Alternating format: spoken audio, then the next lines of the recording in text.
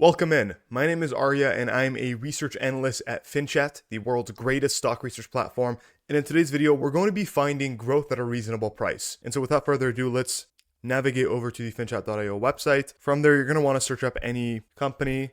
And upon doing so, you arrive at the analysis tab. Now from here, you could go through and manually look at, for example, the forward PE of a company, and then also look at, for example, the forward 2 years projected earnings per share growth, the revenue growth, other forms of valuation, so on and so forth. But that seems a little bit tedious and it would require a lot of manual calculations and having to sort through businesses one by one, which just seems inefficient. So instead, what we're going to want to do is we're going to navigate over to the screener tab. And so now you'll see this is the screener that we ran in the how to use the FinChat screener video. If you're interested in watching that, it'll be in the corner right now. It's pretty self-explanatory. So what I'm going to do is I'm going to create a new screener tab. And then from here, I'm going to put a couple parameters in order to find growth at a reasonable price. So first and foremost, I'm going to only include businesses from the United States. In terms of industry, I'm not going to choose or exclude any particular industry for now. Exchanges, again, no real preference there.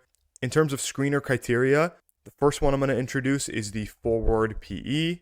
And so for now, I'm going to put a cap of a 30 forward PE. And so I'm going to follow that up with the 3-year forward expected EPS growth. And so I'm going to put a floor of, let's just do 15% for now.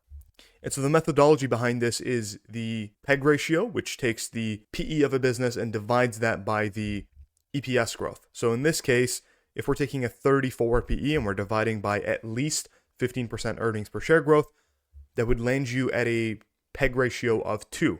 If, for example, we put the floor to 30%, that means that the average that the stocks that would populate on our screener, they would have to at least have a PEG ratio of 1 or below. But I'm going to, again, revert that back over to 15, and we're going to click on Run Screener. And so you'll see we have quite a lot of results. It does say there's 250, but it's because we've capped this at 250 results. So if I extend this to 1,000 and run the screener again, you'll see that actually in total, there is 684 US businesses that meet these two criteria. So in order to cut the list down a little bit more, I'm going to introduce a third metric. We're going to bring in the market cap, and let's just try to focus on large cap businesses and above. So I'm going to put a floor of $20 billion in terms of the market cap. We're going to run the screener again, and you'll see that the total number of results were cut down by roughly 7 times. And actually, if I sort by market cap, you'll see that the smallest businesses that we have here are now $20 billion and above. And so, going through the list from the top, you'll notice some businesses such as NVIDIA, Oracle, United Health Group, AbbVie, T-Mobile, Salesforce actually appears here as well, and a lot more names that you might recognize. Now let's just say that you want it to be a little bit more restrictive with your growth parameters. So we're going to bump up the EPS to 20% over the next 3 years, but at the same time, you're still trying to maintain that 2 times PEG ratio. So we're going to bump this up the forward PE to 40 times next year's earnings. Run the screener again, and you'll see that actually the total number of results have went down by about 30 names. Some of the names from just a second ago are no longer on the list. Now, let's just say that, you've gotten your parameters to a place where you like them, but for example, you wanted to look at international businesses. Well, in order to do that, you can actually click on exclude countries. So now the United States is selected as the only country that we're going to exclude. If we run this screener, you're going to come up with a whole bunch of results outside of the US.